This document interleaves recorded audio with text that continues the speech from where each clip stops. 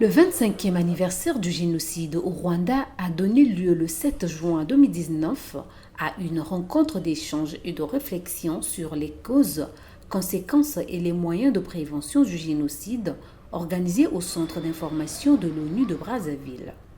Le Centre d'information des Nations Unies organisait aujourd'hui une rencontre d'information sur les génocides. C'est une activité qui s'inscrit dans le cadre de la journée internationale de réflexion sur le génocide contre les Tutsis au Rwanda, qui est célébré le 7 avril de chaque année.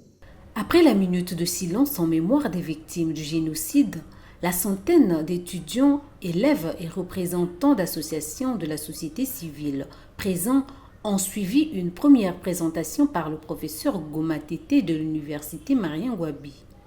Il faut savoir que c'est le 23 décembre 2003 que l'Assemblée générale des Nations Unies avait adopté une résolution, c'est la résolution 58-234, qui proclamait le 7 avril comme journée internationale de réflexion sur le génocide au Rwanda.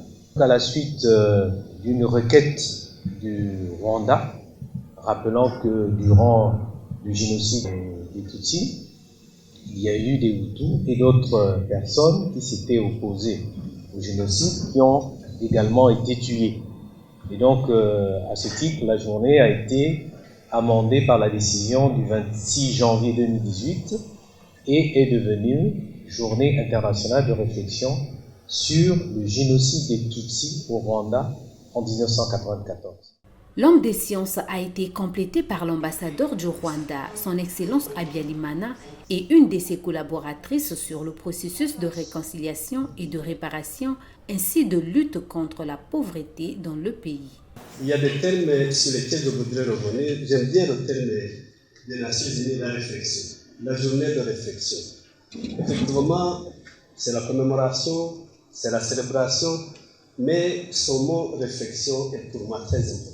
Quand on a un voyage à faire dans la vie, dans les études, dans la profession, il faut à un moment donné s'arrêter pour réfléchir.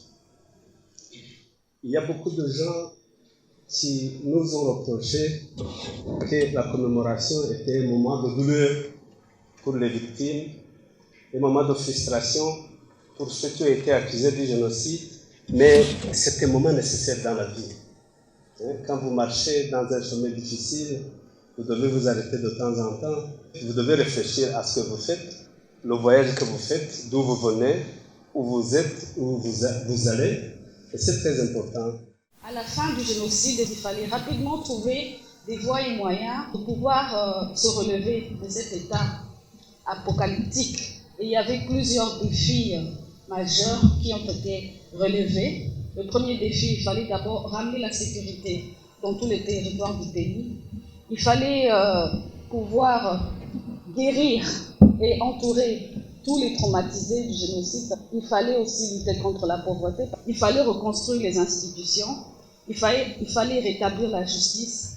Et le point le plus important, c'était la réconciliation. Il fallait absolument réconcilier tous les Rwandais.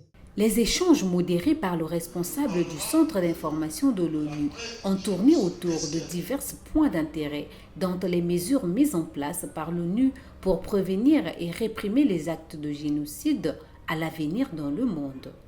Du 7 avril au 7 juin 2019, le Centre d'information de l'ONU a abrité une exposition de posters sur la tragédie en question. Le 7 avril dernier, journée commémorative du génocide, l'ambassade du Rwanda a organisé une cérémonie marquée, entre autres, par la lecture du message du secrétaire général de l'ONU par le coordonnateur résident des Nations Unies.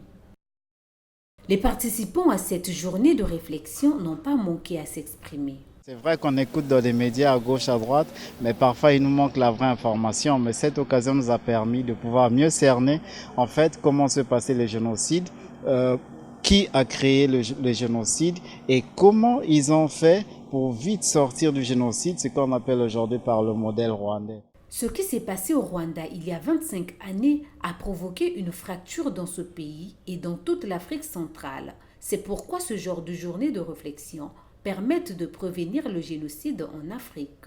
L'idée au bout de tout cela, c'est de prévenir de tels actes. Voilà pourquoi nous avons invité la jeunesse, parce que l'UNESCO dit que les guerres naissent dans les esprits des hommes, et c'est dans les esprits des hommes qu'il faut établir les barrières de la guerre. Nous avons associé à cette activité l'université Marien Ngouabi, notamment le département d'histoire. Nous avons associé l'ambassade du Rwanda, l'ambassadeur lui-même. Dans l'esprit des hommes naisse la guerre. Dans l'esprit des hommes, il faut enlever les barrières contre la guerre.